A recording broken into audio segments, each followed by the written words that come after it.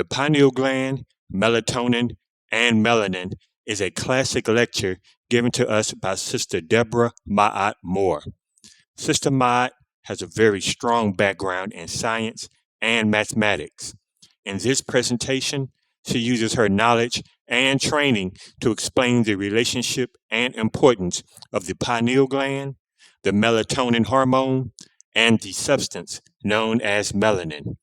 You would not find this information in high school or college, so give thanks to Sister Ma'at. Here she is addressing the pineal gland, melatonin, and melanin. Say thank you for your participation.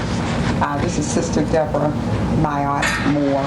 Her subject matter is going to be the pineal gland and melatonin and its relation to us, people of color.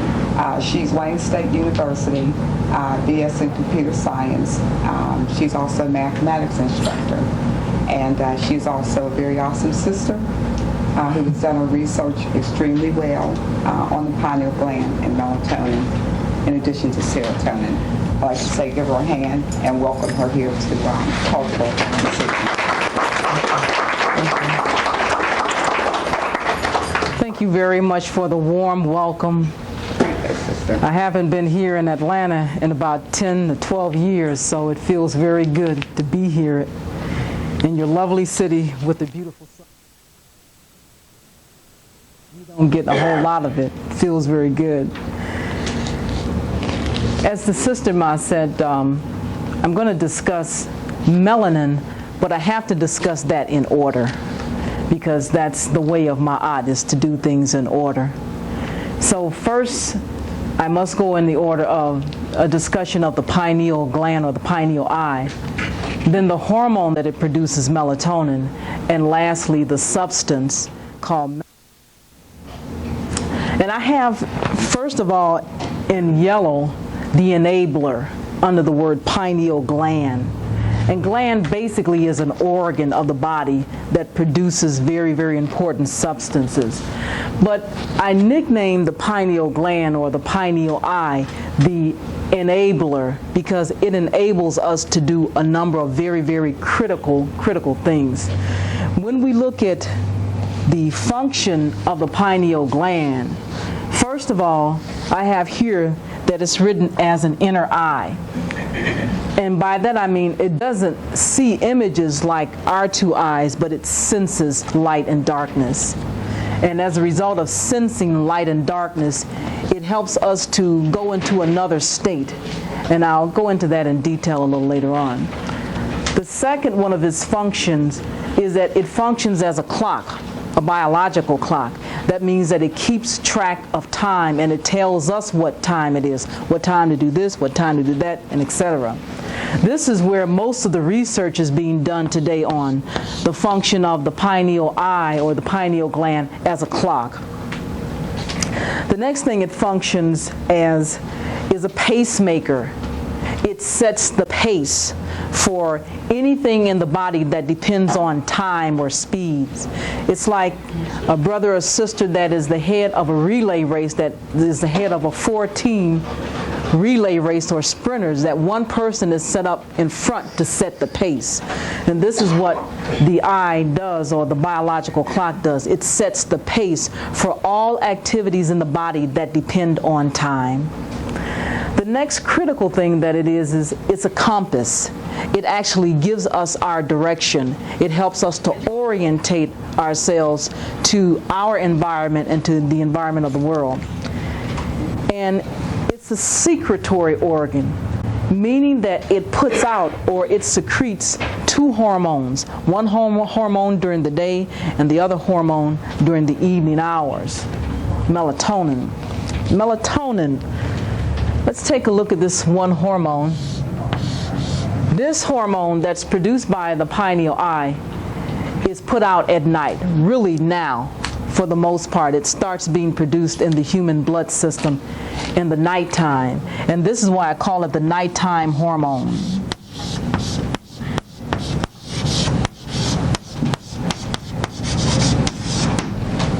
But I'm just going to give a brief introduction of melatonin, and get into this in a little detail later on.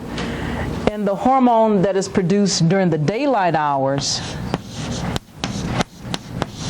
starting at dawn, is a hormone called serotonin or serotonin.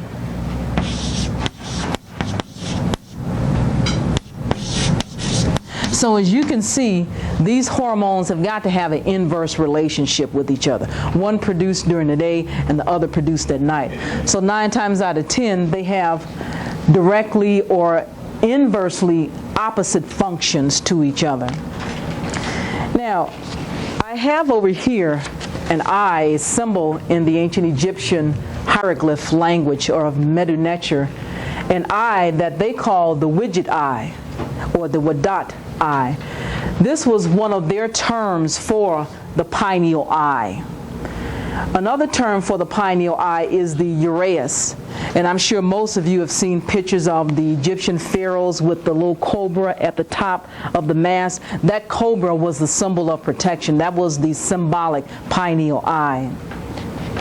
So they called it the widget eye or the sound eye.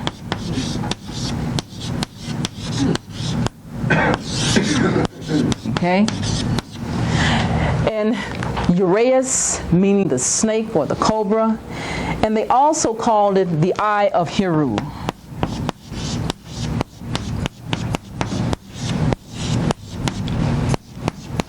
Heru at that time being comparable to Jesus the Christ. That was the Son of God. So these are the different terms that the ancient Egyptians had for this eye.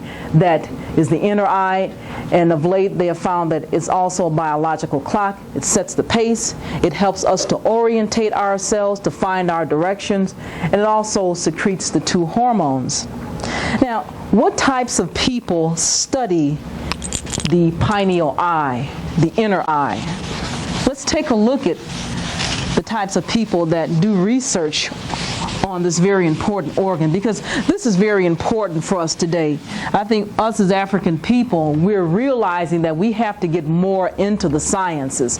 Not as though we weren't into that before, but because there's so much technology today, we're realizing that most of us that have children, we have to encourage our children, and even us as adults, to go into fields like biology, psychology, neurology. So one, and I probably should have left these letters up here. One person that deals with the pineal eye or that studies the pineal gland is the endocrinologist. And this is because on a medical level, the pineal eye is an endocrine gland because it secretes the hormone. The other people that do research on this very heavily are the molecular biologists. And these people are having a lot of controversy today in terms of the DNA that they experiment with and the substances that relate to the DNA. So the molecular biologists study the DNA, the genes that relate to the pineal gland or the pineal eye. Then we have the neurologist.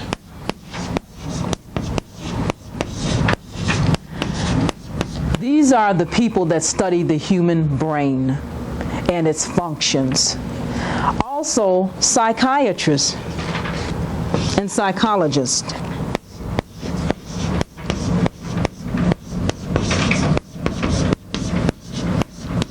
Psychiatrists and psychologists, and also because of the study of the biological clock portion of the pineal gland, they have a new title or a new group of people today that are called chronobiologists.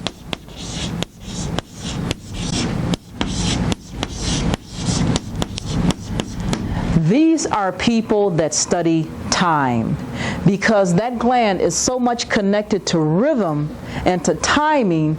It has branched a new group of researchers called chronobiologists, and the new field is chronobiology, which is the study of time. So these are some of the people that deal with the pineal eye today and study it today. But thousands of years ago, the ancient Egyptian priests, who were the college professors studied this gland. Let's say the priest scholars, because they had colleges in ancient Kemet, and they did research in development, and their term for the priest or the college professor was the Keriheb, and it's spelled K-H-E-R-I-H-E-B. And they had three types of college professors, or three types of priests. They had those that dealt with law, those that dealt with medicine, and the Keriheb priests that were heavily into research and development. Okay. Now, what types of things impact or influence the biological clock? Let's take a look at the things that impinge on the biological clock. When we look at those types of things, we know that light greatly influences the functioning of the pineal gland. Also, temperature.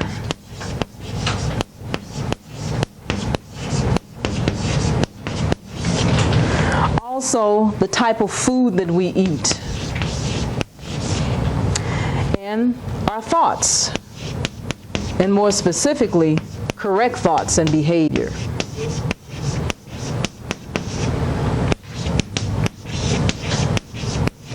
All of these elements or factors have an impact on the pineal eye, and we can kind of highlight the knowledge from the ancient Kemetic educational system, which the Greeks call the mystery systems.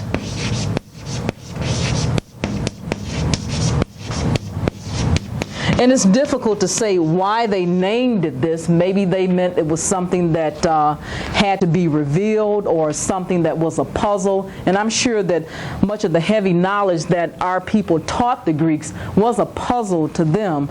But they termed our educational system the mystery system. But of course, it was not a mystery to us. It was simply the way that we educated young men and women in that system. And let's take a look at the ancient Kemetic mystery system. And I use that word Kemet or Kemetic because that was the original term for Egypt. Actually, the Greeks gave it this name, Egypt or Egyptos. But our people called that area of Africa that was in the northeastern corner of Africa,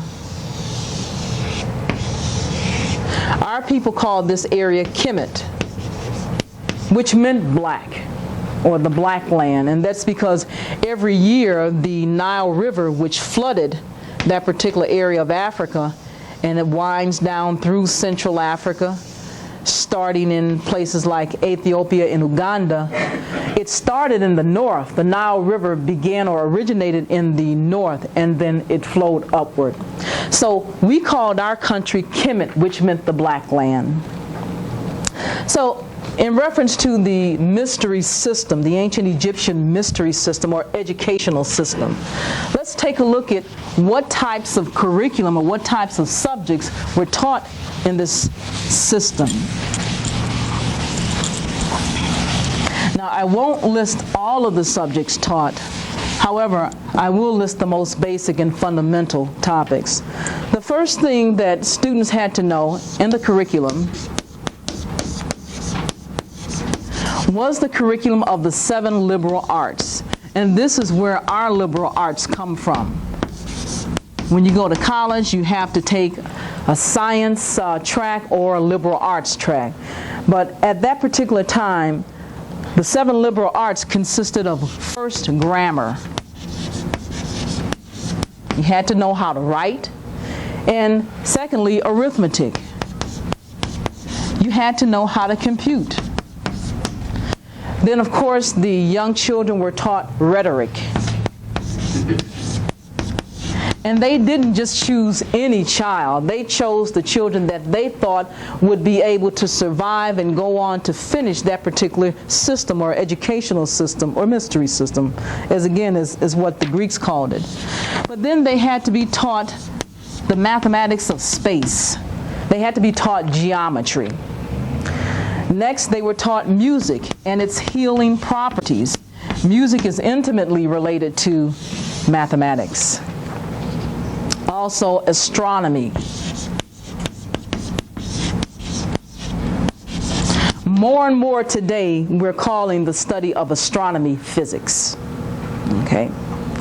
Astronomy, and last, mortuary science. How to funeralize the deceased.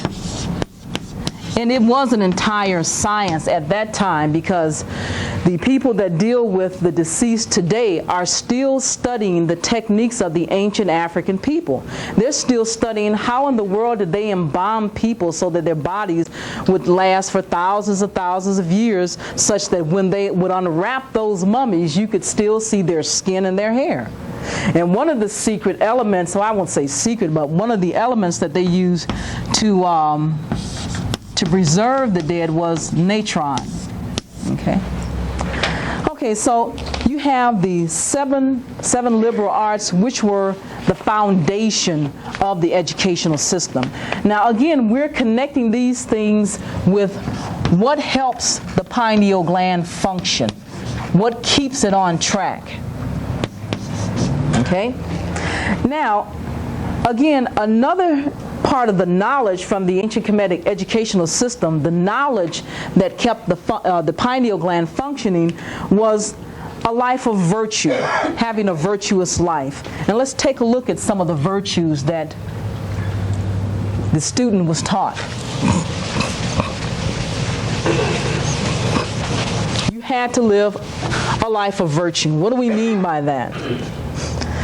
There were 10 virtues.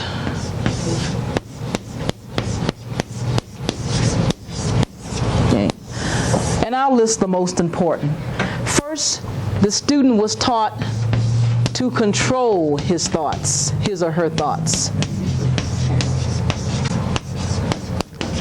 First, control of thought. Secondly, from your thoughts come actions. So we say control of actions. Okay? The next thing that was a virtue was when you were being persecuted, or as the young people say, if you're dissed today, you had to have freedom from resentment. You couldn't hold a grudge. So the next thing was freedom from resentment when under persecution. And I'll abbreviate this because I'm running out of space. The next virtue you had to develop was courage. And of course, courage means doing things even though you're afraid, but doing the right thing even when you have that fear. The next virtue was persistence in your goal.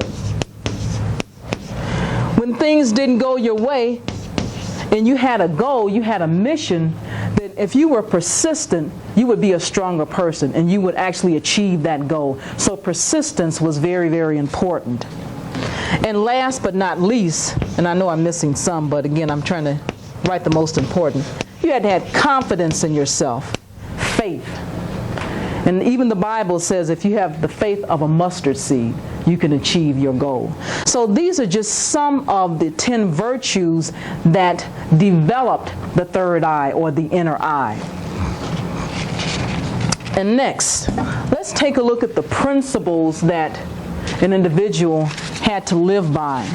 You had to also live a principle-filled life. And all of this, again, is a part of knowledge that helped that inner eye to develop.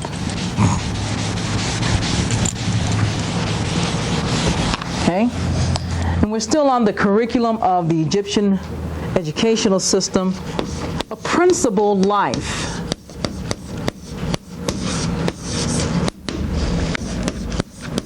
And when we look at the principles that our youth had to follow, had to live by, first, They had to live by truth. They had to be honest.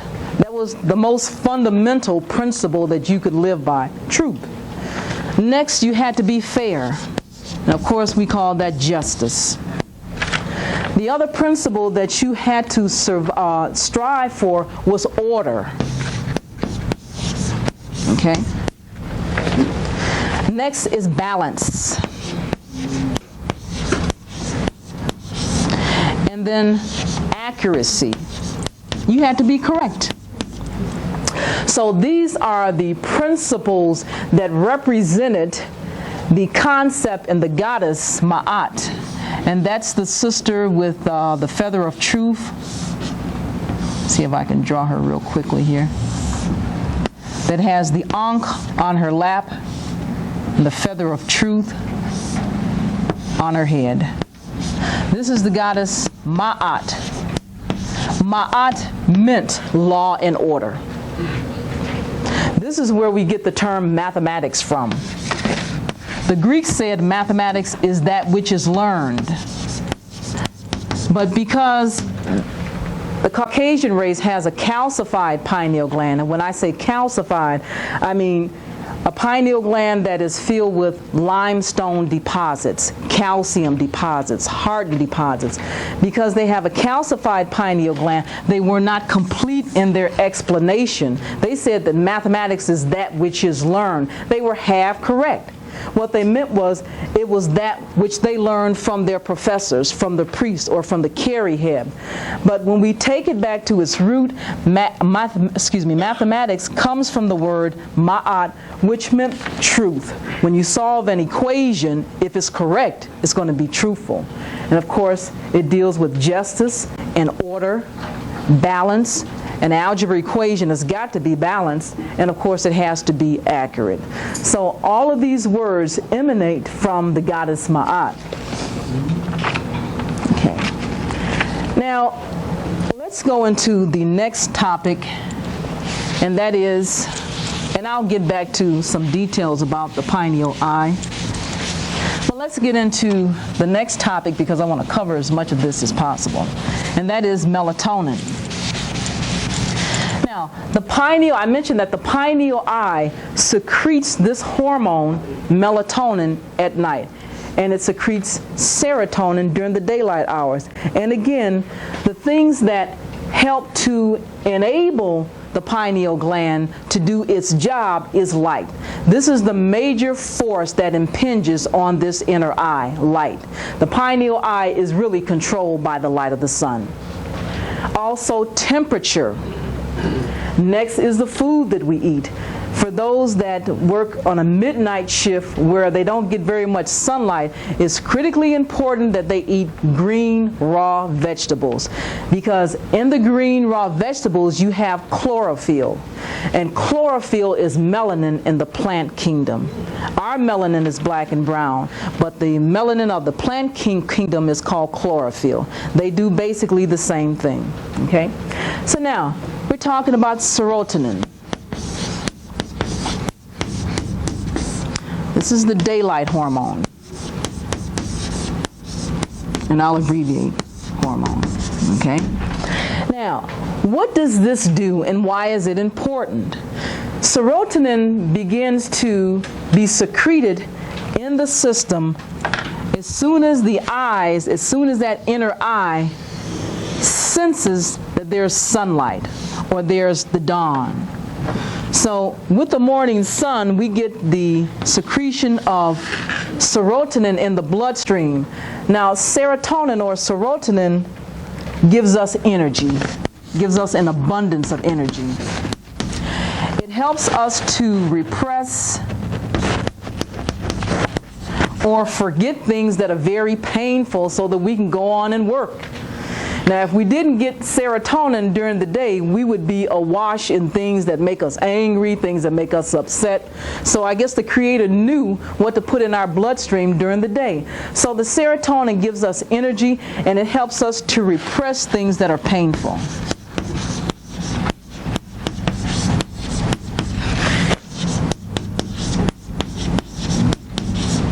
It geeks us up so that we can go on to live. Okay? Now, Let's look at the hormone melatonin, which is most important. This hormone is being researched today, 24 hours a day, in colleges and universities and institutes. But if we look at this hormone called melatonin and some information about this hormone, we know that melatonin is produced in abundance in people of color, of African descent. Now this is the nighttime hormone. This is produced at night.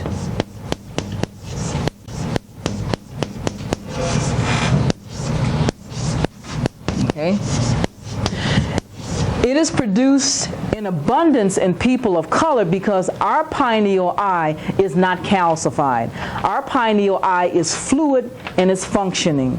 The pineal eye of Caucasians have functions because it's calcified.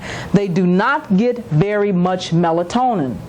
This is why their scientists are doing so much research on it today, because they're trying to find out how can we get this hormone that black people produce in abundance. Now, some of us don't get a lot of it if we don't get to sleep during the nighttime hours. You know, if you stay up after 12 o'clock at night, you don't get a whole lot of melatonin, but you still get more melatonin than the melatonin of Caucasians whose pineal eye is calcified. So it's secreted directly by that inner eye that is not calcified and that functions adequately. The pineal eye of people of color functions adequately. And this comes from information from, let's say, The African Origin of Biological Science. This is a book by Richard King.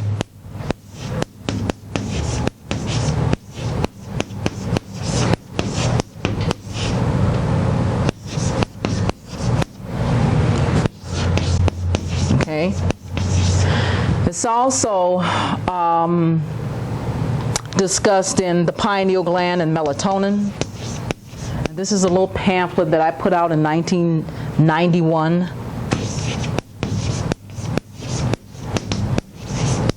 In 1988, I began to do research on, and it should be melatonin. I began to do research on melatonin, and much of the information that I found,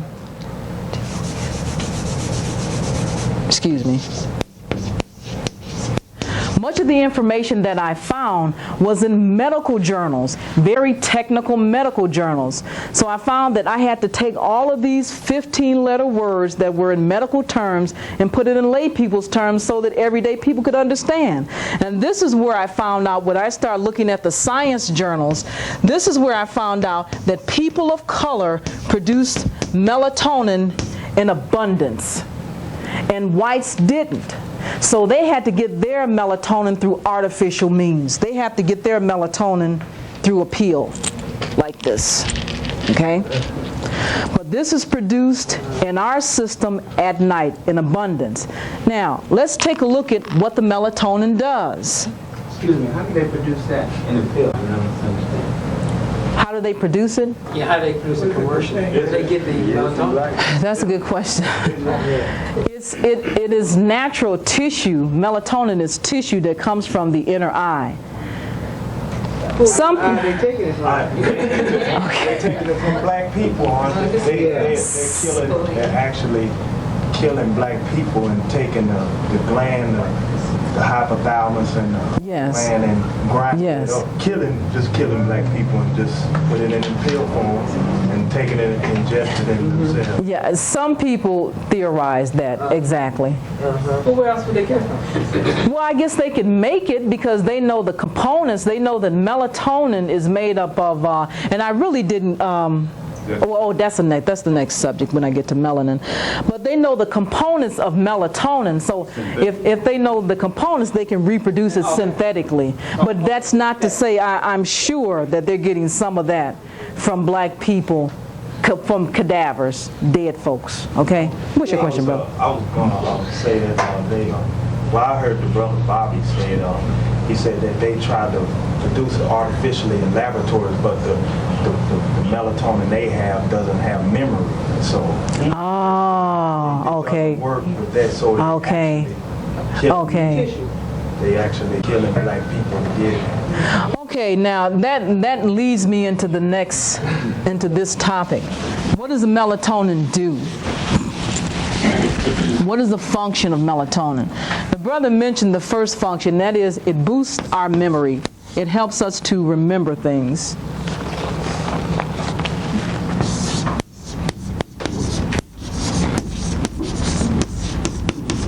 It is actually responsible for dream sleep, and they call it rapid eye movement sleep. So we say responsible for dream sleep.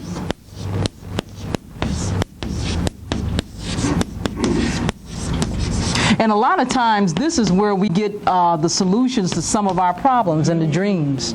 Okay, we all know that.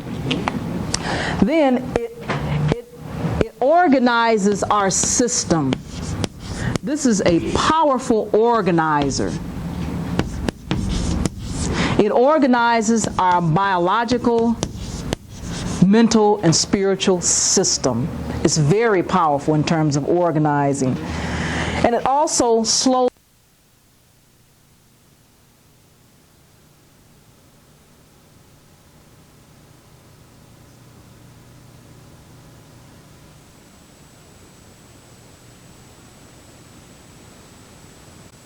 So, as I stated before, they're getting this in artificial terms, all right? So, once we get to bed at the proper time, and that is before 12 midnight, for some reason or another, the Creator says 12 midnight is the cutoff point.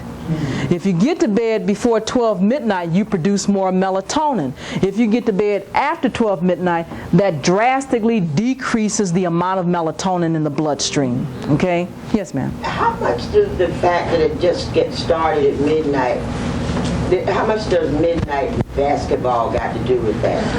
Okay. Saying basketball at midnight is important for young black males. Well, first of all, they want to get the young brothers off the street. And they know basketball, they love basketball.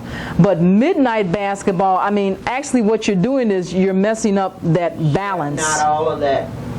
You're shutting down your melatonin. And when I finish this, I'm going to write a graph so you can see how much, approximately how much is produced at each time period.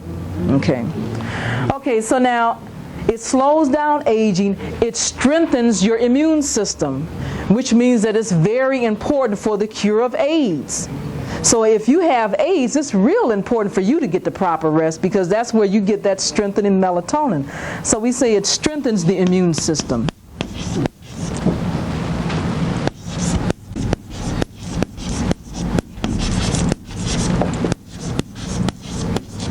Okay? It puts us in a pleasant mood. Some of my students that I would give this information to in class, they would have the saying, melatonin makes you mellow. Okay? So we say that it puts you in a good mood.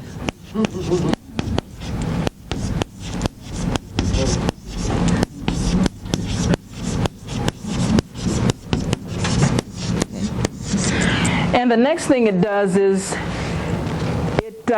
it resets the biological clock.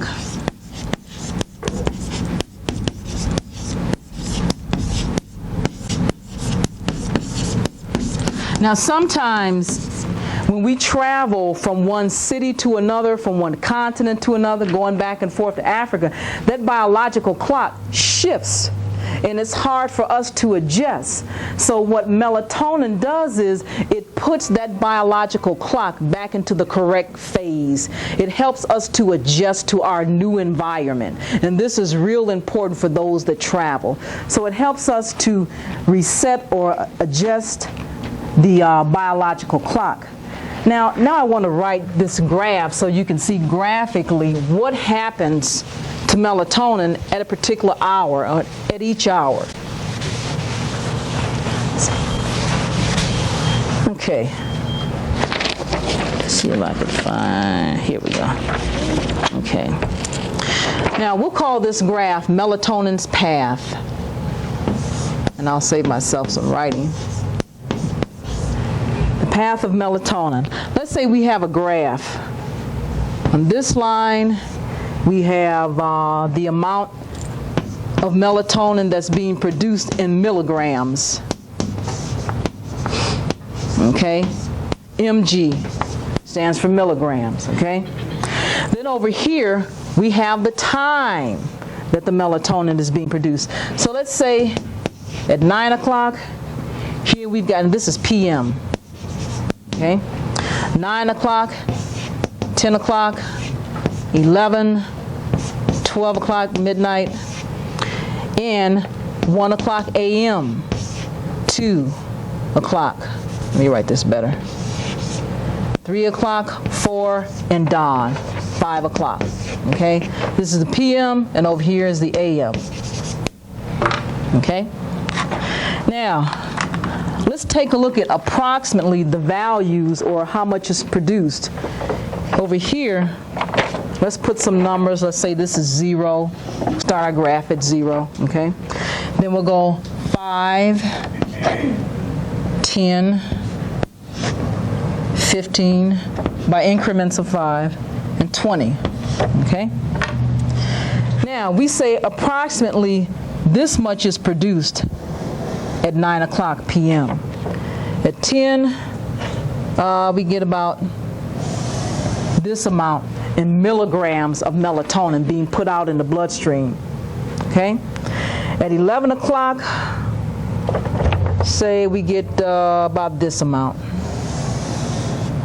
Now at 12 o'clock, the scientists tell us that there's a big increase, in melatonin that's being put out in the bloodstream. Now after midnight, going towards dawn, then the melatonin begins to decrease. And this is why I say it has an inverse relationship with serotonin. Let's say 5 o'clock, we're down here. About down here. So at 9 at night, especially in the summer, we're saying this is summer. At 9 at night, this is when it starts getting dark. We see the melatonin increasing in the bloodstream. Then as darkness comes, we get more melatonin. At 10 o'clock, 11 o'clock, then at 12 o'clock, there's a big increase. Perhaps this is why they say that we should be in bed by 12 midnight, because you get most of your melatonin at that time. And then after 12 midnight, then it starts going down. Now, when you're in bed sleep, it's very important that you don't have any light in your environment, because once there's darkness, as soon as your eyes perceive light, that melatonin starts to decrease. So for those brothers and sisters that sleep with the TV on, they're wreaking havoc on their system. Okay? Or for their children to sleep with the TV on, and I've seen people sleep with the TV on all night long, they're wreaking havoc on their system. Someone over here had a question.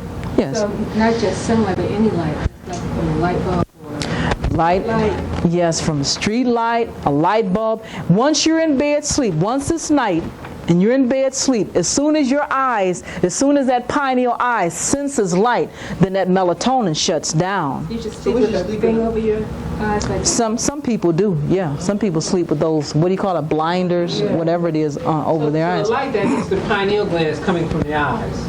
That's how it reaches it, through the eyes. Yeah, it reaches it through the eyes. And I had another diagram, I think. How about moonlight? That's light. As soon as that eye produces, as soon as the eye perceives any kind of light at night, then that's a signal to shut down. So we should be sleeping in a totally dark room. Yes.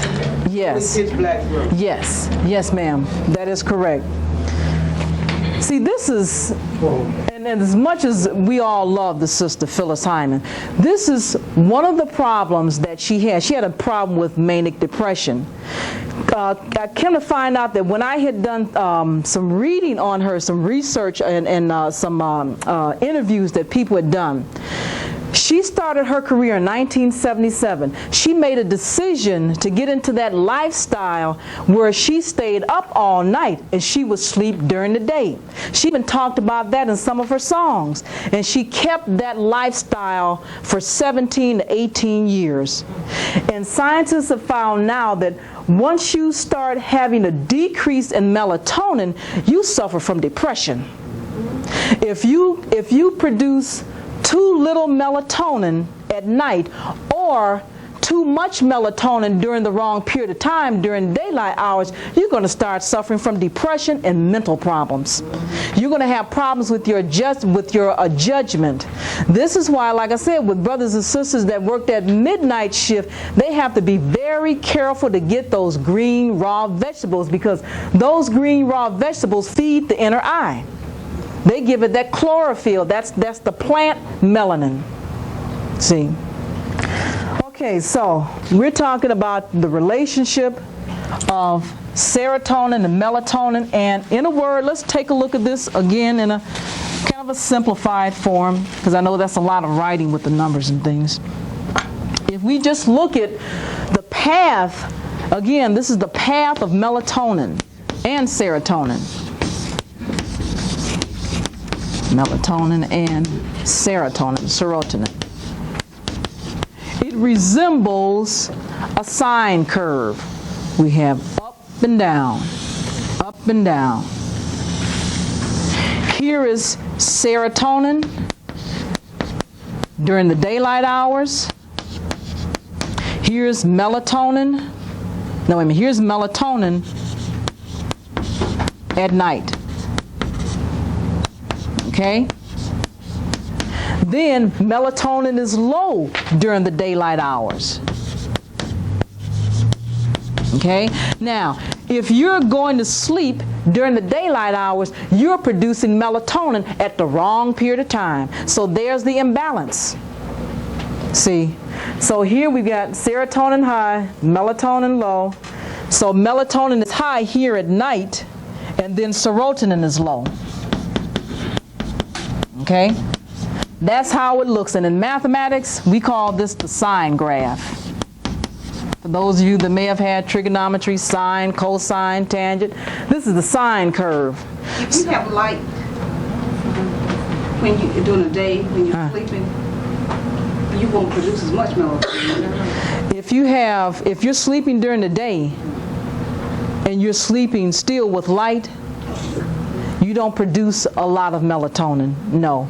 But you know, it's like when you shut your eyes, you're still, it's almost like your eyes is perceiving that it's dark, but you're right, you still don't produce a lot of melatonin. For those that nap, I'm assuming you're talking like napping during the day or something like that. What if you slept in a pitch black room in the daytime? It's still in that imbalance. You're producing the melatonin at the time of day where it shouldn't be produced, so you got that imbalance. You know, so you wake up, you feel depressed. You know you got too much melatonin during the daylight hours when the Creator meant for that hormone to be produced at night, because it's black. It makes the melanin. Okay, now I think I should go into the melanin. Does somebody else have a question? Okay. All right, now we can go into the last part of this, or going towards the last part, and that is the melanin. So, the pineal eye does its work through its hormones of serotonin and melatonin. Melatonin puts melanin in the bloodstream at night. Melatonin is what synthesizes and makes the melanin. Melatonin brings together all the ingredients that are needed to make that melanin, and it puts it out at night. That blackness is produced in blackness. Okay? So now I can write this little graph here. This little diagram. We're here. Let's take a look at melanin synthesis. First we have the sun. Okay? And I can't draw very well, so please pardon me. Okay. Then you have the human eye, or the human beings. Let's say this is his nose, this is lips, you know. Okay. Sorry about that. Okay. Okay. Now, here we have the pineal eye, which is actually shaped like a triangle. Okay, in the center of the brain. So the sunlight, the rays of the sunlight hits that pineal eye, and that eye perceives that, oh, now I'm getting this sunlight, so it's being stimulated. So as a result of that, then it stimulates the pineal eye, which is actually a tiny group of nerve cells, millions and millions and millions of tiny nerve cells. This is the inner eye, the pineal eye is actually a tiny group of nerve cells. a bunch of nerve cells. See, this is why we're so feeling, because we got the nerve cells. Nerves are meant to help us feel. So you got the pineal eye, which are the nerve cells, and they go on to produce the melatonin, which is, like I said, that hormone. Okay? Now, this is the trip. This is the sweet trip.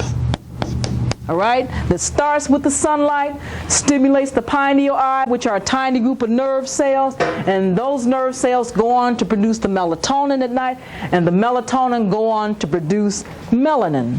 Now let's take a look at melanin. What is it? What does it do? What is it made of? What is in the melanin that makes it so powerful? Okay? Melanin. Hope I've got this right. Okay? All right. I nickname melanin the protector.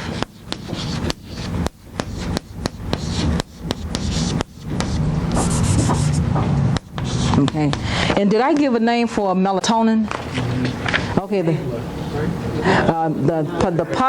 pineal eye was the enabler. Melatonin is the stabilizer because it stabilizes you. It fortifies you. Okay? It makes you stable, mentally stable too. Okay, so the melanin is the protector. Now, what is it? Basically, melanin is a natural sunscreen.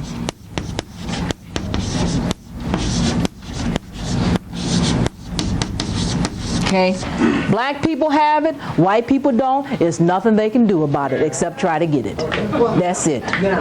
Okay, this brother, I think, yes, sir. Well, if white people start, he had a question. Yeah, I wanted to ask, when wearing sunglasses, will it stop that process from the sun hitting your eyes and going to your pineal gland? That's an interesting question. I think it does. Although they don't say that, the sunglasses are meant to protect us from the ultraviolet rays of the sun. But I don't know whether black people need sunglasses because our eyes are dark. Our eyes are brown, so that melanin is a natural filter. That's why they put it in sunglasses. They put melanin in sunglasses for Europeans to protect them because too much of the sunlight can destroy their eye tissue. So, like I said, if blacks want to wear those, that's up to them. But I think you do have a point. I think it does. Yes. This is.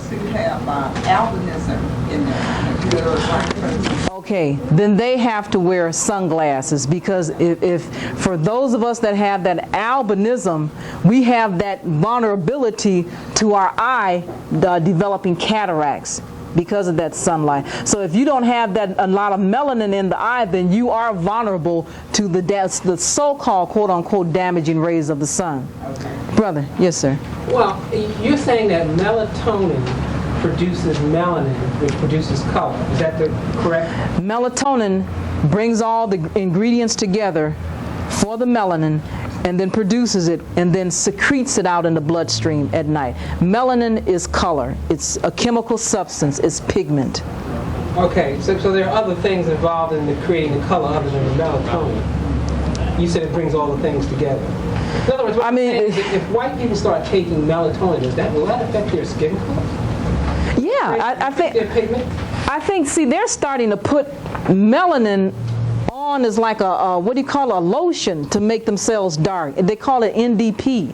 They're spreading melanin on their skin. Because I have an article, and I didn't bring it with me, but about 2 years ago there was an article in the Detroit Free Press. They have a NDP that they spread on like lotion to make their skin brown, to give themselves a natural tan. So, but for us, like I said, all the ingredients that we need to produce the melanin is in the melatonin. See, the melatonin brings together all the ingredients. Someone had a question. Yes. The young man about the sunglasses. I read an article about 15 years ago when black men were really into sunglasses. And they said that if they wear them over a long period of time, their eyes become so sensitive to the light when they took them off Isn't until that they something? could not wear them anymore. Why? So in other words, they would be addicted. It would change the nature of their eyes. Yes. God, see that? That's Unless, for a few minutes while you're out in the sun. yeah. But to like nighttime, guys used to whenever all the time. It Cool, trying to be make cool. it where you cannot become so sensitive to the sun until you have to wear them. That's something. That's deep. Okay, so we've got the melanin, which is the natural sunscreen. It is a chemical substance.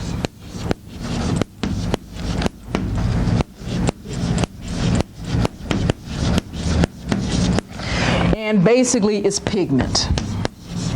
It's the black and brown pigment that gives color to our skin, our eyes, and our hair. That's what melanin is. On a biological basis, it's a chemical substance, the black and brown pigment that gives color to our skin, our eyes, and our hair. Okay? Now, what is its function? What is the major function of melanin? Melanin functions, as I stated, and I'll be very succinct now, it protects human beings from the ultraviolet rays of the sun. I guess it's because since African people came from a warm environment, obviously that melanin was needed to protect us against constantly being bombarded by the rays of the sun. So the Creator put that melanin. That's why I say to us, it's a natural sunscreen. But Europeans, they don't have that sunscreen. They've got to take theirs and what is it, the sun protection factor of 15, which means they can only be out in the sun 15 to 30 minutes or something like that. And if they stay out longer, then they will actually burn up. And so there's a big problem with skin cancer among the Caucasian race. In the countries and the states that are further away from the equator, they have a big problem with skin cancer, okay, because they're away from the equator, okay. Okay, so it helps us, it protects us from the UV rays of the sun. It also protects us against skin cancer. Okay, skin cancer among the African race is rare. Face it, it's rare, okay, because of the melanin, all right? It also protects us against, and I'm going to have to start erasing some of this. I hate to erase. Let's go over here. It keeps African people, for the most part, from getting Parkinson's disease.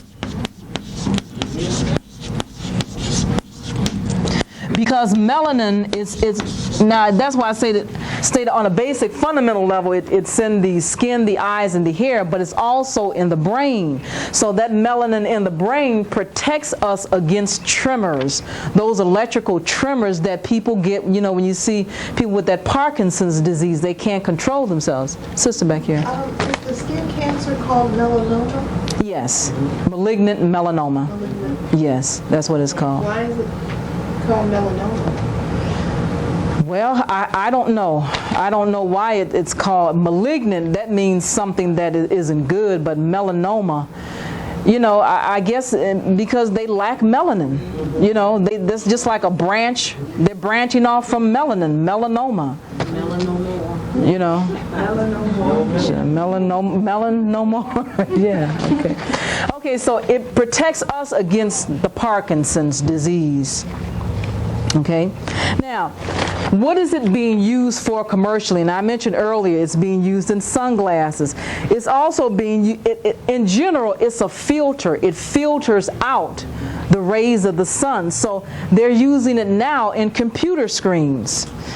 For some of us that use computers, that sit at computers all day, you're not supposed to sit at a computer for a long period of time.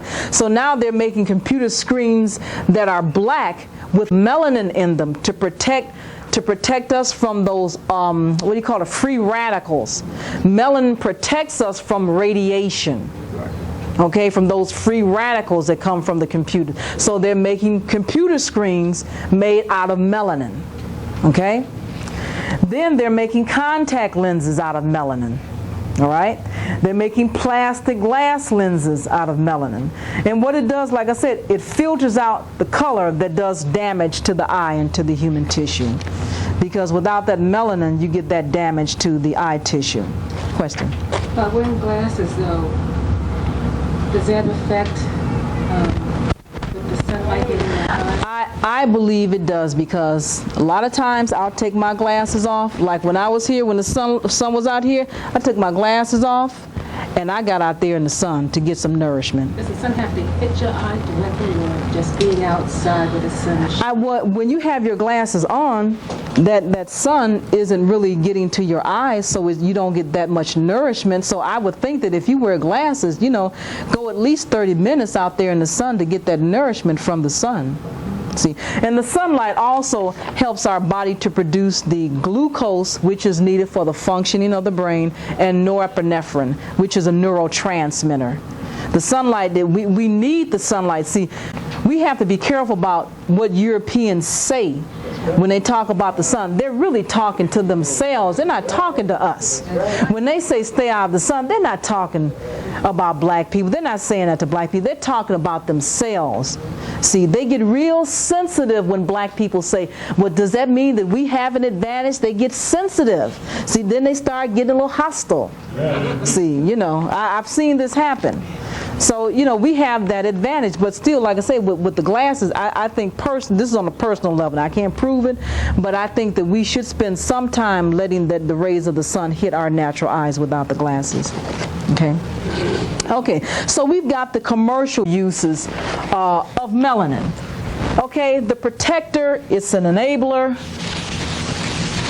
It protects us against something that's harmful in terms of ultraviolet rays. Now, this is not to say that the sun is our enemy. The sun is not our enemy, because they're putting out the mindset that the sun is the enemy to them, but not to us. Yes, sir. You mentioned I have to erase this. they're putting melanin in these screens on the computers to protect from that low form of radiation. Yes. I read an article, and I'd like to have it here. They found that melatonin and melanin also protects you from the serious, like nuclear power plants. Oh, really? They're finding in Chernobyl, in Russia, areas that have been totally evacuated. Some animals and some insects that are high in melanin and melatonin have not been affected by the radiation at all. Wow, that is powerful. I got an article here including one black beetle that hasn't been seen, that was not seen there for years. It has come back strong. It has a very high melatonin content, and it is not affected by the radiation at all. No mutations, no nothing. Wow. See, that's powerful information. That beetle was a symbol in the language of Meta Nature. The beetle was called Kepera. I use this symbol a lot when I teach mathematics to students back home in Detroit. This is the symbol for transformation. And it was a frequent symbol in the language of what the Greeks call hieroglyphics, but what our people call the gods' words, the words of the gods, Kepera. In mathematics, this is equivalent to the equal sign. And when you have, just say a basic algebra equation, you might have something like 3x plus 4 is equal to 15. That equal sign is that Kepera. In fact, I teach this back home. Pardon me?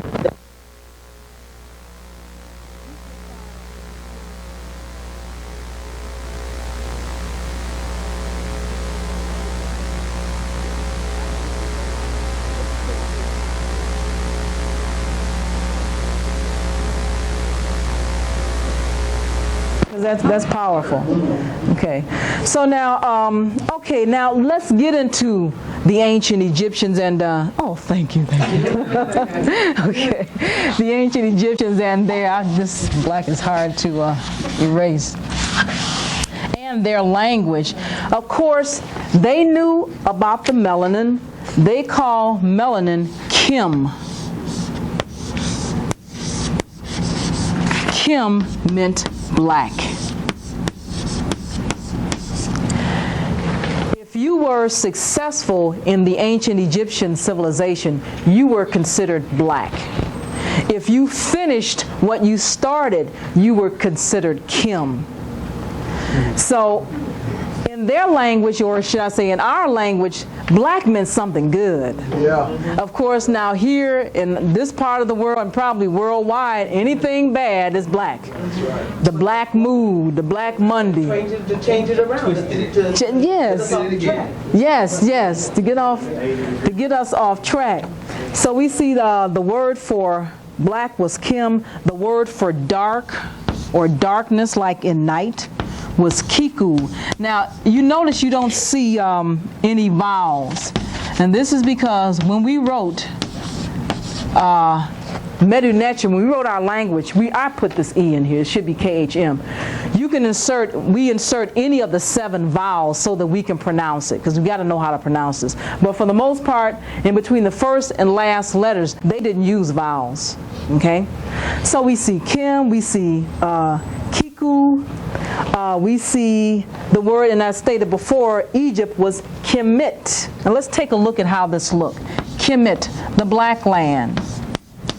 First we have this symbol, which was a symbol for location, a place, a location. Okay? Then we see the letter T. It's like a loaf. Then we see the owl, which even today is a symbol for wisdom and intelligence. But the owl was the letter M. And we see this is letter M. This symbol here, I don't quite know what it is, but it gives you the KH or the Ka sound. So this spells Kemet, the black land, the Ka. Now, the Greeks called our people Egyptians. Our people called themselves Kemetiu. And they would spell that, let me give myself some room. Take a look at it over here. They call themselves the Kemetiu. K-M-T-Y-W. This was their term for Egyptians. Okay? Let's see if I can draw this. This is going to be a little difficult, but I think it'll be worth it. Excuse me, please. Just give me 1 minute, and I'll see if I can draw this. Kemetiu, we see this symbol, which is a symbol for black. And this symbol is a charred piece of wood, a burnt piece of wood. Okay? Then we see this symbol here. Some of this I'm still learning myself, so. Then the letter T again, which is the loaf. This symbol for W. And we see the eagle, which was the letter A.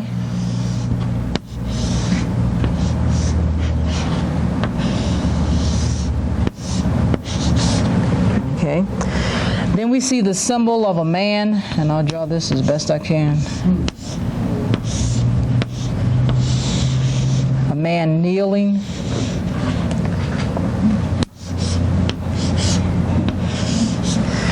And we see his sister.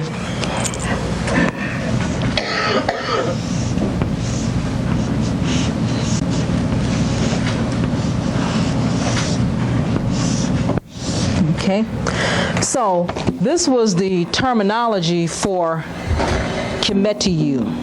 Let me make sure that I don't get this wrapped around myself. So this is what our people call themselves. And they also would often refer to themselves as being children of the sun. That's in the language of Medu Neter. This comes from a book called Egyptian Grammar by Alan Gardner, these terms. All right, now I want to get into any other questions. If I'm going too fast, please say something, because I know I'm covering a lot of... Okay. Sorry, sister first. I'm sorry, brother. Sister first. Go ahead, sister. He's yelling to you. We seem to trace our ancestry back to Egyptians. Africans. Yes. Africans from Egypt. We don't seem to go much further back, as though we are stuck in time? That's a good question. Some of us do go further back to the Nubians, the Ethiopians, and even the Twa people. Those are the little people that the ancient Egyptians said they came from, the Twa people. It's not a lot of information about Nubia and that area where the Twa people live, but there is some.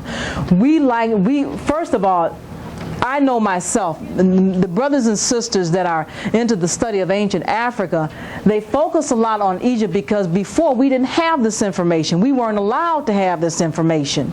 See, so now this information is being published by African people, so now we understand it more. It's a different twist on it.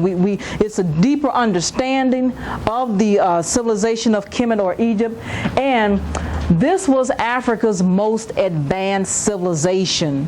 And I say it's advanced because as early as 3200 BC, our people were publishing books on mathematics and astronomy.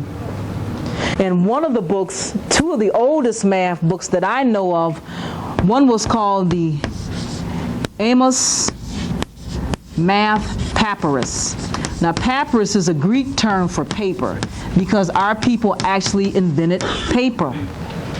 And so their term for paper, the Greek term was papyrus, but we call paper papu, P-A-P-U, or P-P. The original term is pop. But, sometimes you might see P-A-P-U to make it pronounceable. But this is one of the oldest known math books. And that's why I took the time to show that this melatonin graph actually came from trigonometry. Our people were doing trigonometry as early as, I'd say, 1850 BC. That's roughly 4,000 years ago. So, we're studying this information, and we're still finding out more and more about the advanced civilization of Kemet. But because they were so advanced, we like to go back and say that this is where we were at our best state. We're not there now, but if we can do that back then, what can we do now? Because it's still in our DNA, still in our genes. The brother had a question. I was saying that doesn't children of the sun come from a mason, like a mason? That's what they get it from. Well, see, brother, the Masons got that knowledge from our people. That's right. The Masons got their signs and symbols. This symbol right here that they use, this symbol, and I'm not trying to diss anybody here that's a Mason.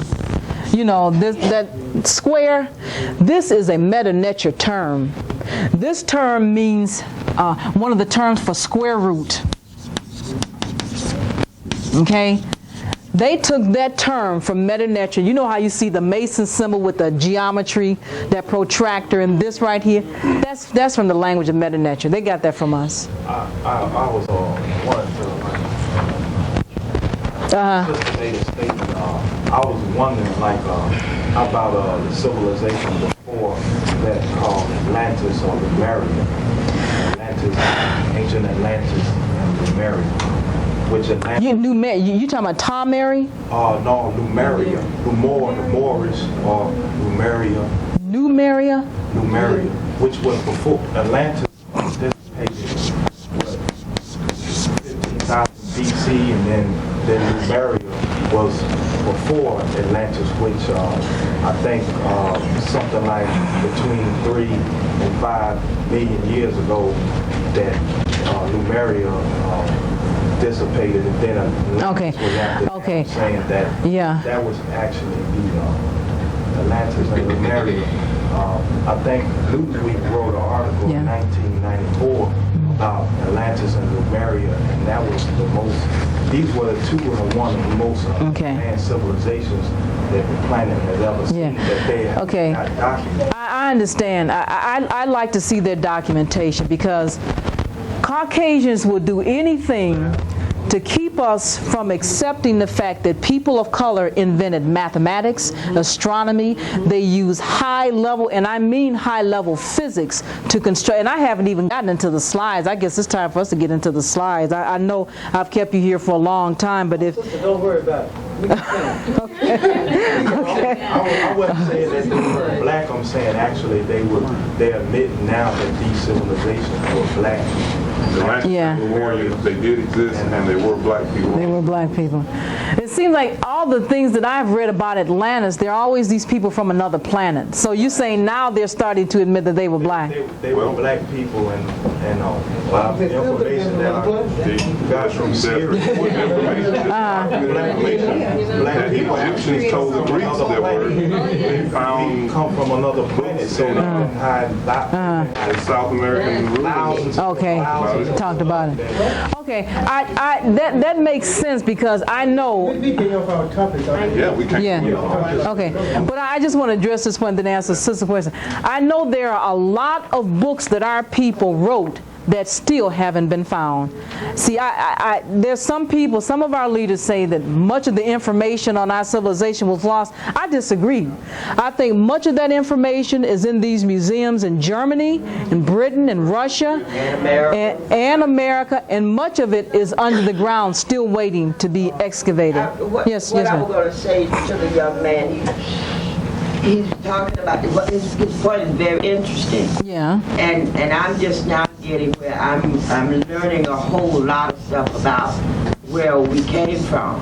Mm-hmm. And I'm sure what he's saying is right. Okay. But old people like us takes a little time to get used to being thought of as an Egyptian, you know? Oh, I see what you're saying. I know I'm Well, from see. Atlantis, but you didn't finish with Egyptian. See, really. See, you'd be. I mean, I could have said that was beautiful. You know, actually Africans, because some people think that Egypt was not in Africa, but we're talking about Africans. Yeah. Well, you're being honest. I respect that. Yeah. Okay, so now I just want to get into, before I get into just a couple of the slides, the chemical makeup of melanin, because some people want to know what's in the melanin, what's in it that gives it its power. Now, scientists don't know the structure of melanin. They don't know the form that the melanin molecule takes. And I personally think that's good, because maybe once they find out the structure, they could destroy it. Anything could happen. But I know that melanin is made up of 4 ingredients. The first is carbon. This is what gives it its blackness. Okay. The next ingredient is hydrogen, which is water. And of course, we know that water is a cleanser. Okay? So the next ingredient is oxygen. Oxygen is also a cleanser, so that's necessary for life. So basically, you have the first 3 elements are the basic fundamental elements that are in all living things. And then the 4th ingredient is nitrogen. And this is where we get the natural tranquilizing properties, and I don't think I wrote that up there about the melatonin. It's a natural tranquilizer. It relaxes us. It chills us out. And so this is why, for black people, we're laid back people. We chill out because we've got that melanin, that nitrogen, oxygen, hydrogen, and carbon. Of course, we catch holy hell for it, but still, it's not something that we should want to get rid of real soon. Okay?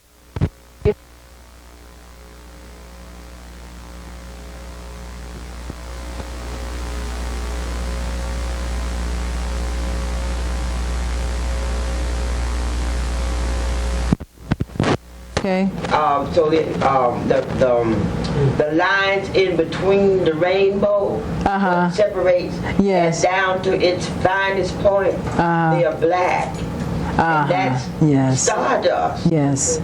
Yeah. Oh, yeah. Yes, I've heard that before. Yeah. And I really didn't want. Well, I shouldn't say didn't want. I didn't really get a chance to get into the mathematics behind the melanin, because when the sister mentioned stardust and the rainbows.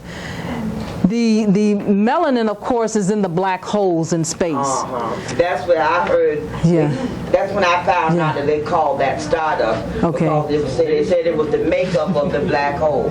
Oh, yes, yes. And yeah, and Say it loud, because my husband thinks I'm strange when I start telling him that. yeah, you know, people do look at you, you know, but well, I mean, you know, it's, if you have the information, you have it, and, you know, maybe they don't know it. But we're talking about the black hole, which is made of melanin. And I know for a fact, now, we talked about briefly that Amos mathematical papyrus, our people had a mathematical equation that relates to the black hole. And there are Caucasian math professors at Wayne State University, one of which I know, that is studying ancient Egyptian mathematics and black holes. There's a mathematical formula, and it relates to fractions. And this is something that for some reason or another, many of our people have a lot of problems with. But these fractions are intimately black. This is in the oldest, one of the oldest known math books is being researched today that relates to the black holes and how the universe began. Melanin, blackness, mathematics, ancient Africa, they're all tied in. Whenever they talk about the dark substance they find in space, and they say this is what holds together the universe, they won't say melanin. Substance. Okay. They're talking about melanin. Okay, I heard that. Those four elements. Okay, carbon, hydrogen, oxygen, and nitrogen. Okay. Okay, I heard that, yes. I have a question. I don't know if it's right or not. Isn't the melanin the makeup of even those elements? Isn't it the sub particles of the carbon, the nitrogen? I'm saying the melanin even makes up those. It could be. I'm not heavy into chemistry, but it could very well be. It could very well be. And that, like I said, maybe that has something to do with the structure. Like I said, they can't find out the structure of melanin. They don't know how many molecules of hydrogen, how many molecules of carbon. They're now in their research libraries trying to find this out now. In their colleges and universities, now they're trying to find out the chemical structure of melanin. Yes. Do we know how the chemists were able to extract that chemical melanin from the pineal gland? I mean, you would think that they have to have fairly sophisticated instruments to be able to extract hormones and identify them.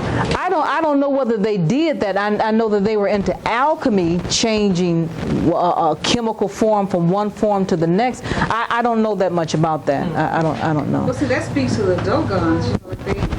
You know, when white folk got the technology and yes. the C63, you know, if you trace back, we didn't have telescopes. Right. We had the knowledge. Yes. So it's really a secret about what it is that got us that knowledge that we'll pass on even now. Yeah. Nobody understands how we have it. Yeah. Yeah, I think the griots, the priests, even in Africa that are hidden way back in those villages, they probably still have that in their head. I'm quite sure. Okay, I want to get into the slides now. I just have a couple of slides that relate to this, and we'll end off on this point dealing with some of these slides in ancient chemistry. Sure. I was watching something on public TV in the middle of the day about a year ago, and they was talking about fusion. And fusion is how to get electricity and energy without having to pay for it and all this kind of stuff. Well, these scientists that was working in the University of Utah had a couple that was working in Germany along with them trying to find fusion. And they was agreeing on this one way to do a project. And whenever they shot all that energy in there or something like that, everything just shot the head and left this black dust in there. And then they said, well, let's check out to see what this black dust is made up of, you know. So they checked it out, and the ones in America couldn't find anything. The one in Germany couldn't find anything. So they just like shoved it to the background. Okay. One day, the one in Germany said, let me look at this again before I throw it out. So he started breaking it down to the lowest denominator that he possibly could get it down to. and it came down to what it was really at the very base was a crystal, a black crystal, and he said, and it's stardust. And I remember that stardust from the middle of the rainbow and all of that. But I didn't know anything about those makeups that you were talking about until you started talking about it. And I thought, oh, that's the same thing they said that this that black dust was made of.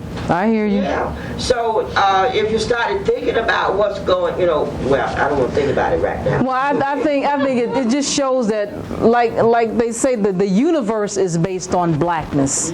Now, let me tell you where you can see what it looked like. Yeah. Under the microscope, but you can see it full blown. Back in the 60s, the World Fair was in Canada. Yeah, I remember. And you know that. That big. What do you call it? Yeah. Whatever that is what that looks like. What those crystals look like. Oh, okay. Magnified 1 billion times. Okay. And what's important about that is that's a freestanding structure. That one hold, that one hold, that one hold, that one hold, that one. Wasn't it based on the geometric angles, geometric angles, and you saying that blackness is made up of that same geometric angles? Down to the very base. I hear you. And it holds itself together by its soul. Yeah, that sounds familiar. Like an egg. Yeah. It just does what it does, and nobody don't understand why. Yeah. And that's the geometric, the mathematical, or whatever make up the basic whatever. What look like melanin. Okay. That's deep. That's very deep. We ready? Yeah, okay. Someone had another question? Okay. Let's see. Can we get the lights? Are we going to keep the lights on?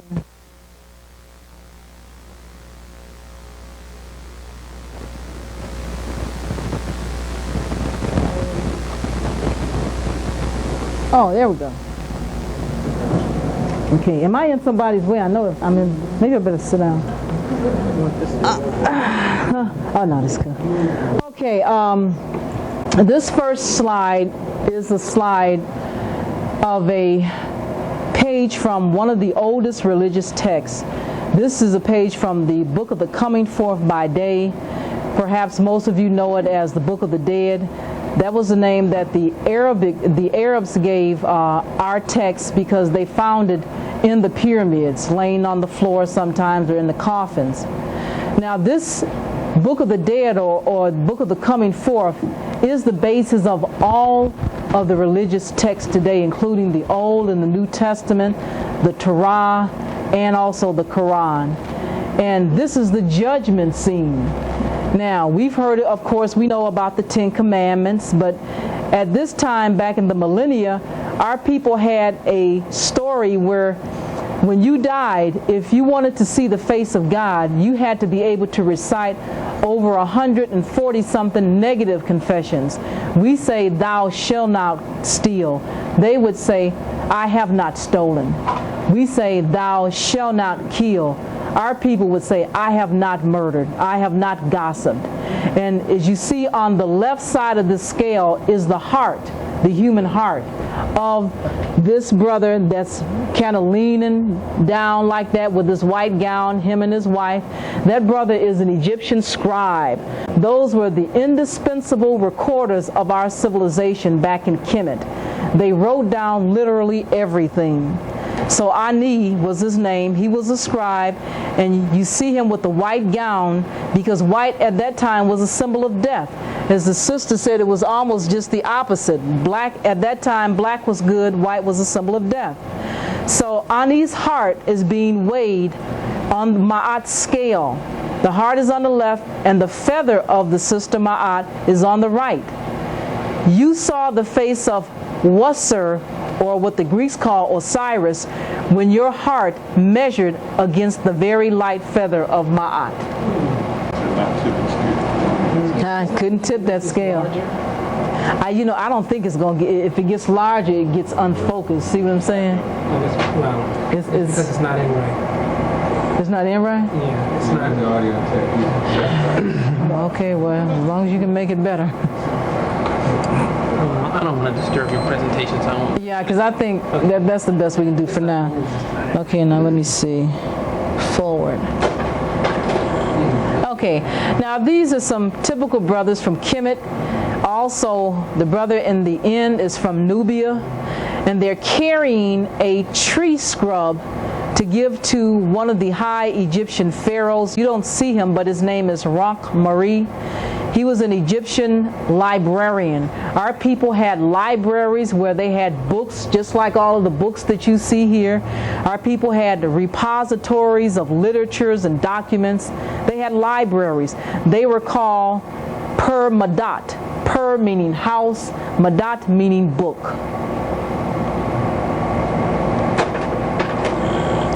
And this is the remains of a college. This is the College of Hathor. Hathor was the sister that was known for being the goddess of love.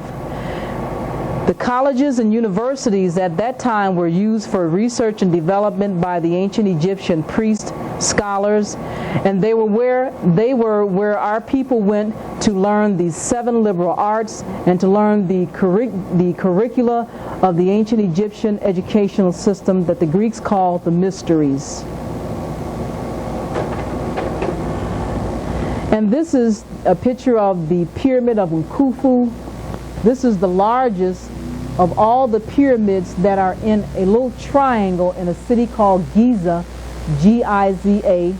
This is the pyramid of Khufu that the Greeks call Cheops. At the top of that pyramid, our people symbolized an eye, which was the pineal eye. The pyramid was made on the basis of the human body.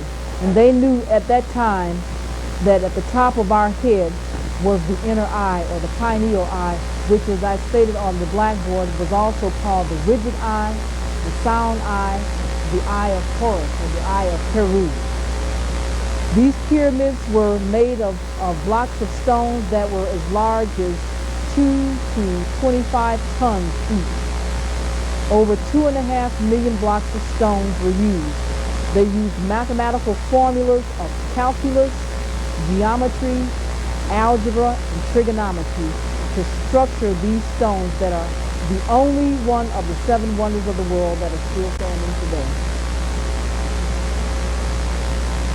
Here we see a smaller pyramid of those triad of pyramids. This is the pyramid of the son of Khufu, whose name is Ka-Ra. And he was the son of the pharaoh Khufu, who lived, I believe, in the 4th dynasty. Now, I stated earlier that the pineal eye helps us to orientate and to determine our sense of directions. The Africans knew this thousands of years ago. This is the picture of the oldest map in the world. It is the map of a gold mine. In the center, that white portion is the portion where the men would rest and they would eat. And the other portions are the portions that show the directions to where they got the materials to make the pyramids, where they got the materials of granite, stone, basalt, and sandstone. Those pyramids at that earlier period of time were not made of brick. They were made of stone, which is one of the hardest substances that's used for buildings. This is called the map of Wadi Hammamat. Wadi means river in the ancient Kemetic language. Can I ask you something? Sure. Where did the notion, I know it's incorrect, but where did the notion that the Jews helped to build the pyramids as slaves come from? Okay, I believe that was Jewish mythology. There's documented evidence in a book called the Berlin Papyrus that our people got paid to work on those pyramids. Actually, they were temporary workers. They worked only during a particular season where the Nile flooded to make... They couldn't farm. They couldn't farm, and to make it easy to float those big pieces of stone on barges on the River Nile. And they called the Nile River at that time the Happy River. Called it Happy. I think this is the last slide. At some place that the people that worked on the pyramids considered it a religious duty or part of a religious community. Yeah, they like how was it called? Like a Hajj, I mean, like a pilgrimage to Mecca or something. Well, they believed that it was an honor to work on the pyramids because they believed they were working for the pharaoh who was a god. They believed the pharaoh was actually God, and so they considered it an honor to work on the pyramids. And a lot of times they would take the stones and the materials that were left over, they would take them home and build their own little small pyramid. And this was done like when they weren't planting, like so off season. Yeah, and you might make a note that during the times that they rested, they did drink beer. They chilled out drinking different types of beer on their rest periods. I think this is the last slide. Okay, let's turn this off. This is called the Nile, the Happy River. Why? Is that because it was a fun time for them building the pyramids? I don't. Was flooding? It could be. It could very well be. I know that they loved working for the pharaohs. And even the scribes that were scribes of the pharaohs, those were positions that were sought after positions. There were a lot of competition to be a royal scribe or a scribe of the pharaoh, because you sat there taking your notes while the pharaoh dictated the laws and etc. And it was, an honor at that time. So that may very well be. Okay, this ends the lecture, long presentation on the pineal gland, melatonin. Any other questions? Thank you. Thank all of you. You're a beautiful audience. I think this is Brother Henry. Yes, sir. I've been working on second shift. I usually don't get to sleep till about 2:30. 7 years. In the morning? In the morning. Yeah. And also I wear contacts. Okay. So I'm thinking I'm blocking, plus I'm not having the melatonin to sleep. So vegetables, green vegetables, would this help any? You think? I heard, now I don't know how true it is, from Richard King, that he says that we tend to forget things after we have that surge of melatonin. It'll put us to sleep and put you to sleep. But according to Richard King, he says it makes us forgetful and some people a little aggressive. So if they take that melatonin, basically for the European. But I definitely say that you're supposed to get some sunlight every day that there's sun out there, in addition to the green vegetables, because that sunlight nourishes your body. What hours are those preferable for the make the serotonin? What do you mean in the morning when the serotonin is being made?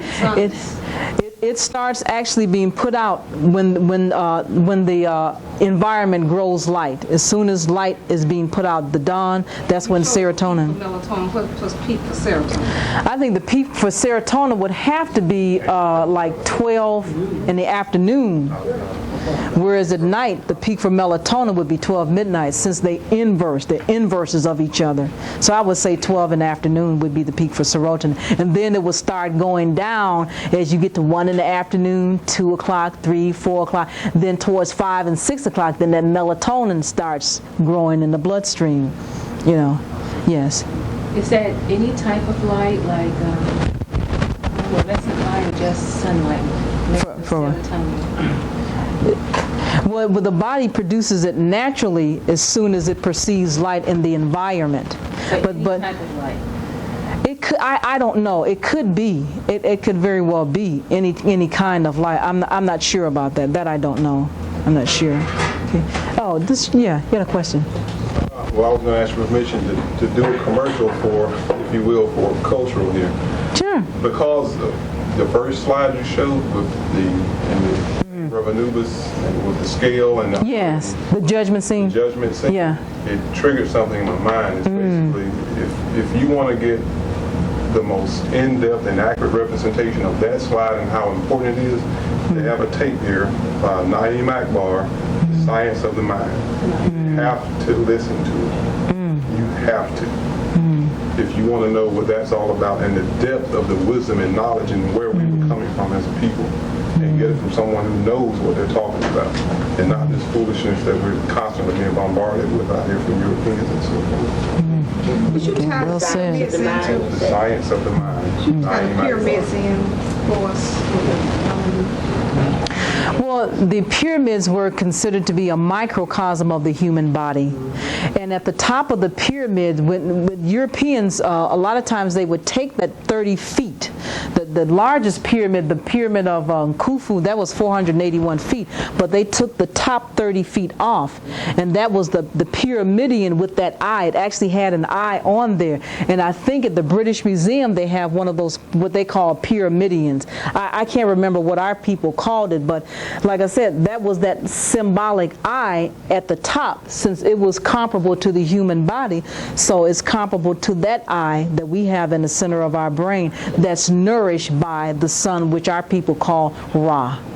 We've noticed that a lot of the buildings downtown, the newest structures, have pyramid shapes. Yep. And we figured the European figures they come somewhere with that, and then put out books about pyramids, and they talk about how they actually can lose their headaches and whatever else is wrong with them by being in tents shaped like pyramids. I think they're trying to pick up something, because I saw one of those buildings as I was coming here on a plane. I said, that pyramid at the time. Pyramids, temples. Yeah, so you know they obelisks. What if it's a symbol for our brothers that are returning? Do you think they mean it for that, or? Yeah. What if it is? What if it's a symbol? Well, the Europeans, that's what I wonder if they would. Well, they may think they're not brothers, but they are. Oh yeah, I see what you're saying. Yeah, well, I think I was talking to a sister about that earlier. That, I've never told too many people about this, but is there a white race? To me, if all people come from us, aren't they black people who are wannabes? I mean, they're white. Richard King calls them white Africans, and I have that attitude too. I mean, they really aren't white. I do agree, brother, but I got a problem with it because they are so cold-blooded and cold-hearted, and they do vicious things. They know that. Yeah, I hear you. Yes. No. Saying that the European is African, actually white African. Wouldn't you say they're the dialectical opposite? They're the dialectical opposite of the African psyche. Yes. Mentally, physically. Yes. And every spiritual, everything. Yes. That has to do with the black. This is a book that I read here. But biologically, they come from us. I'm saying that actually I read a book by A.E. Powell called Astrobody, and it talks about, it's this 33rd degree, or talking about them not having a soul, and they call it an astro corpse, or call it a shade, and it says it's an entity which is not a human at all. Well, I would agree. I agree with that. Aren't they the dialectical opposite? They are, brother, but that dialectical opposite is caused by a calcified pineal gland. Yes, ma'am. Would you say that the lack of melanin in Europeans has a lot to do with the aggressive behavior? Because I have yet to see black people that hunt for sport, that kill for sport, and there are certain other types of behavior. You don't really see like mass murderers. Well, black people. I'm just wondering, But we're becoming more like that. But Europeans, because they come from a cold environment, that aggression helped them to survive in that cold environment. But that went through their DNA. Every generation, that aggression went through. That's why I mentioned the molecular biologists, the people that study that. They can tell you that aggression went through in their genes, so they're still like that today. See, the pineal eye was considered God. It was considered your connection to God. And the more knowledge you had, the more connection you had to God. So if that connection to God was calcified, what's the opposite of God? Satan. One of the questions that always comes to my mind, maybe it's a lack of understanding about melanin. Yes, ma'am. I'm new to this. Sure. Extraordinary for me, even though I got here late.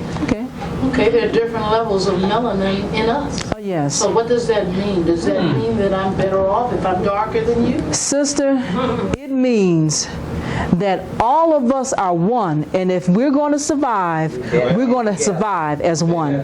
That's what that means. We can't let, it's like I mentioned to a sister earlier, that have you ever heard of Willie Lynch? Yes. Okay. Now you know, now dig his last name, Willie Lynch. Okay? He said, divide the east side against the west side, the old against the young, the light against the dark. We can't let that divide. We can't let all of our different beautiful shades, even regardless, we still have melanin. See, we still, the superior one of us are those that have the superior behavior. For those that act better, we're the truly superior person. I don't care whether you can be jet black with a whole lot of melanin, very light with different degrees of melanin. It's the brother or sister that has the good behavior, because that's how our people judge you. You were judged based on your conduct. And that should still hold true for today. Biological thing. Yes. More white blood you have. I don't want to get into, who's right, but just in the case of melanin, if you have one white parent and one black parent, and they have a child, how does that affect the melanin? How does it affect the melanin? That black gene is still dominant. I don't care how light that black person is, it's still some soul in there. Somebody, yes. Wait a minute, the sister back here. I don't know, I'm just thinking about what you said. Have there been any studies done on this? On what now? Well, I'm saying, is that the case? Because a lighter skinned person, who knows? It may not even it may not even show on the outside of us. There may be a lighter person who has a better functioning pineal gland than a darker person. But, it may have there been any studies to show that what the functioning is? Like, do you lose your... A lot. See, I'm not understanding your question a whole lot, but what I can say. I'll say this. I know what you just said. Yeah. Yeah. But I was just looking at it scientifically. I know, for example, even as a teacher, we work with children, that you work with children at different IQs, and I'm not sure I agree with that concept. Yeah. But you can sometimes, very often have a child who supposedly has a lower IQ, who does better because of behavior, because of attitude, than a child who supposedly has a higher IQ. So, okay, I need some clarity. Now, what are you saying? Are you saying... What are you saying about the melanin? What does this really mean? I have some serious concerns about our children. What does this mean? Sister, it means that blackest person, that blackest child in your class shouldn't be ignored because they have a lot of melanin. Okay? And the sisters and brothers shouldn't tease that light-skinned child and call them names because they're light-skinned. See what I'm saying? I see that a lot in terms of education. I see that black child being dogged and dissed a lot. Yeah. See, that's what bothers me. That's what I'm trying to work on. Beyond that. That's still happening. Well, it's still happening because, again, we've got to have that knowledge. It's that knowledge that will raise us up to that level of God. I want to add something, and that is we're looking at pigment when we talk about skin color. Yes. And melanin is not just in the pigment, it's in the brain. Of course. It's in the kidney, it's in the eye, yes. it's in the ear. Yes. It's distributed throughout the body. So you may not see it in terms of skin color, yes. but it's on the inside. And yes. I do have verifiable facts on I'm sure. Yeah. Take an interracial child who has a black mother or a black father, and if you go inside the body, the melanin is all in the organs, regardless of what the child looks like on the outside. Yeah, this is why. Excuse me. I said earlier that melanin is in the brain and it helps us to function. It is a protector. It's not just a pigment. It's something that protects us against getting those diseases. But maybe you're asking, what are the political implications? What are the social implications? How do we use this information? How do we use it? Yeah, I'm thinking it's the children. Okay, very often they're not doing what they're supposed to be doing. with all this melanin? Okay, now see, we've got to use this information for three things. Number one, to solve problems. Number two, to enhance the quality of our life. And number three, to create something new. So if we've got this information about melanin, melatonin, and the pineal gland, when we come up with a problem, we got to say, well, what is it from this information can I use to help us to solve problems? See, I had, getting back to the situation with the children, I had this little boy in my class, I think his name was Danny. And I was asking all the students in class, what did they want to do? How did they feel? What type of people did they want to be when they got older? Danny, who was a very black-skinned child, told me that he wanted to commit suicide. Now, he was 10 years old. And what I did to solve that problem, I said, this is ridiculous. This doesn't make sense. This was tripping me out. So what I did was I took Danny, I said, Danny, you be the captain of this class.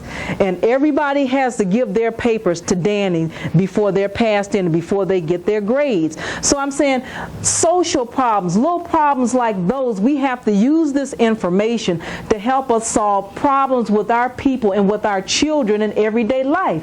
And again, the light-skinned, some of the very light-skinned sisters and brothers catch hell too. Yeah, that's true. See, we've got to stick up for them. Yeah. We've got to protect them. We've got to let them know that, hey, okay, you got that white blood, but those black genes are dominant. See, yes. Let me show you how important they think melanin is. Mm-hmm. You know that the white scientists, especially in the 30s and 40s, said that a white woman that had sex with a black man who was spoiled for life. Wow. Because that gene would become part of her. Just no baby made. Just the sex.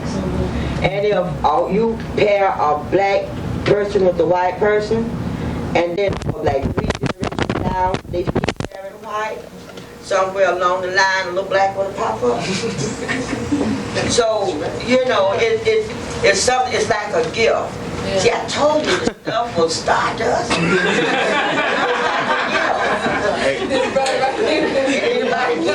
Hey, sister, I would like to say I really enjoyed the lecture. I really enjoyed this. I wanted to make this statement that said it don't matter what skin color here, because you got a Clarence Thomas who's darker than my cheek, and then you got a Farrakhan who stand up for it, so it don't matter what color you are. Who said that get his into the grandfather spiritual quality of the soul. White. By the way, Farrakhan said his, I think, grandfather was white, uncle, and look where that man is. Once he got to melanin, fighting for the rights of black people. So, we got the two extremes. But just one thing that I want to mention. Not to say the dark, I'm just saying that, because somebody, you got real spiritual dark people call it Abdul Muhammad. So I'm saying that we all black, we need to all get together and let the Toms go head on. Okay, one of the things that I wanted to mention in terms of solving problems in terms of melatonin, when I have something that's real challenging that I have to deal with, I get to bed between 9 and 10. I get my melatonin. The next day, I feel organized and I can meet that challenge better. So that's what I do with that information. Somebody back here had a question? I just wondered, outside of the realm of what social effect it might have, I guess I wonder, are there black folks who are studying this, like you say, the white people are studying, and they're in the laboratories, they're doing all of the breakdown of the genetic sort of thing about melanin. Are we doing it? Are there black people who are doing that too? That's a good question. See, now, of course, you got Francis Cress Wells, who was a psychiatrist and geneticist. Then you got Richard King. Frances Wells was the pioneer. She's the one that brought out that melanin, the importance of that melanin back in the 60s. Then you have Richard King. He's been doing a lot of work with the study of the melatonin and it being other than a pigment, being in the inner ear to help us hear those tones, because you know how we love music. And then some other brothers and sisters. Carol Barnes, Jewel Cooper. Yeah, and then in school, it's not a lot of us, but one person can change the world. So if those of us that are going into molecular biology in college, we we got a son or daughter, or some of us are going into those fields, we've got to stay in those fields. No matter how hard it is, we've got to stay in those fields, because that person 9 times out of 10 may not be Uncle Tom that finishes college. They may turn around and do something to help our people. So we're trying to get more and more blacks into those fields. And there are blacks that are studying that. And there's a conference too. They haven't had one in 2 years, but that was on the conference I went 2 years ago. They've had them before, and all these minds come together. Yeah, it's awesome. It is awesome. Yes. Yes, to piggyback her question, I'm curious to know who's funding the research at the different universities. Is that research being funded by that university? Is there a tie-in to the Defense Department? Whoever funds all their research. I mean, this guy, like, I had some information on this guy that's doing, this European is doing information on photoprotective technology out of San Antonio, Texas. Application of synthetic melanin to optical plastic substrates. He's from the University of Texas.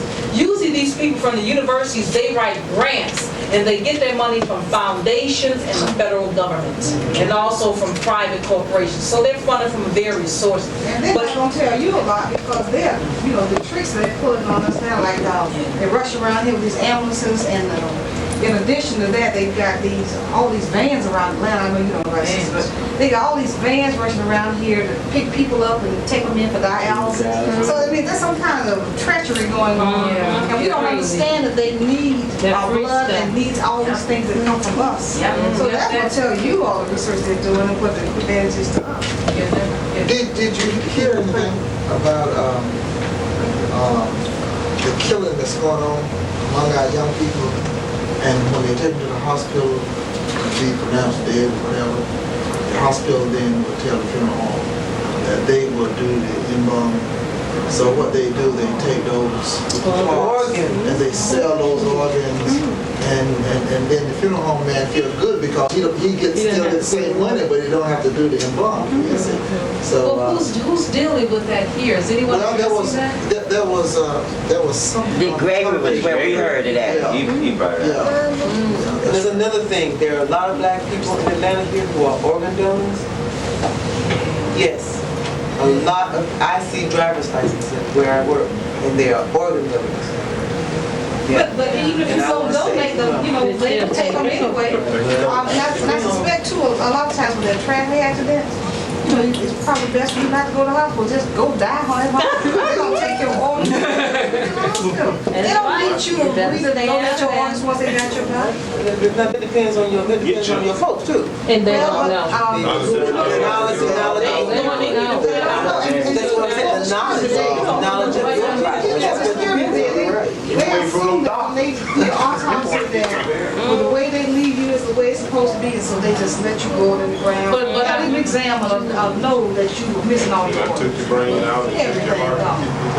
But I always wondered why they were pushing organ donors among black people. I said, it's just something doesn't seem right. They keep pushing us to donate our organs. I said, something's wrong with that. They got I just felt uncomfortable. that Central Park, remember that? They have what? Remember when they took the guy's kidney in Central Park?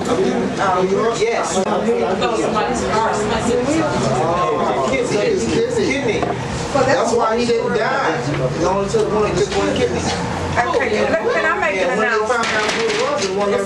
Is someone blocking the driveway alongside the building? Okay, now, what I want to do is, if you just give me 1 minute. There's that gentleman that works in the back of the building trying to get out. And I guess the sisters can hear you.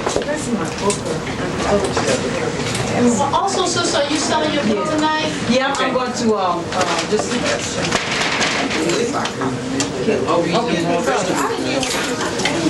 Okay, a lot of this information put out in a pamphlet. I mentioned a pamphlet where I got this information from, in addition to Richard King. Do you have anything in your book about dying? About dying? This is, well, I have some of that in here. How much is your pamphlet? Okay, this is the book. I only have one copy, but I published it in 1981 after doing the research. Why sell it to me? It's called, I said this last week. Okay, it's called Pineal Gland and Melatonin. And in this idea is 3.5 years of research to getting the information out of Wayne State University Medical School and then putting it in lay people's terms. So what this does is give you a basic fundamental idea about melatonin and melanin and what it does. Okay? And this is $5. And also, I have some information on melanin and how it helps us to be orientated, because I showed you the oldest map in the world. This is a book called The African Roots of Mathematics. In it, I put together all of the research that I had done for the past 7 years from the different places in Europe where you can't get books on African math, but they have them in those European museums. I took the information and brought it together and put it all in this book called The African Roots of Math. And I talk about the Egyptian equations, their different math books, their method of calculations, because they had specific methods of calculations that was different from ours. And we are incorporating some of this information in the school system in Detroit Public Schools. So I've got about 5 of these and one of this one. So I do have some order forms, so if you're going to sell me the paper? This is $20. This is $5. And I just bought it, right? Yes, ma'am. Okay. So I have a question. Put some in the store here, sister. I am going to speak to Sister Ma about that. Like in school, like when taking like calculus, and the Europeans do the problem the long way, and I'm asking the professor, you can do it this way, the short way. See, that's the melanin, brother. That's your melanin. Spaced out, don't know what I'm talking about. I'm like, you can do it this way. Save all that right. You know what I'm saying? I don't think you ought to show. Whites have a different language. When they speak to us, they speak in a different language, mathematics. And a lot of times we can find a shortcut to those math problems because we've got that melanin, and because that any problem. Any problem, right? Because that pineal eye is an information processor. It's a computer. So if we've got that high advanced computers in our head, we're going to find those shortcuts for mathematics that the professor takes years to deal with. Yes, right. Well, one of the things you said in the title today. I'm sorry. I'm sorry. During your research of melanin, did you find anything about keloids? Because black people develop keloids. Yeah, I don't know a whole lot about these keloids, but it's the melanin that does develop those keloids. That's the unique way our skin heals. And it's the same root word in vascular, OID. OID, yes. Oh, I see what you're saying. So it might be some relationship about starters. It could be. But I know that vitamin E helps to heal that. When you place it on that scar, it helps to heal that scar. Yes, raw food vegetables. Yes. Sister. What I was hoping was that your title said should be you. And I think that we all address that. Because I think sometimes we come together and we share ideas, but we don't move from one problem solving. Yeah. See, that's why, the sister asked that as the last part of the question, what do we do with this? And that's why I said we take this information and we use it to solve problems, to enhance the quality of our life, and to create something new. When we got a problem, we got to say, well, what is it that I can fall back on about the melanin, about the melatonin, that can help me to solve this problem? All we got to do is just start thinking. Yes.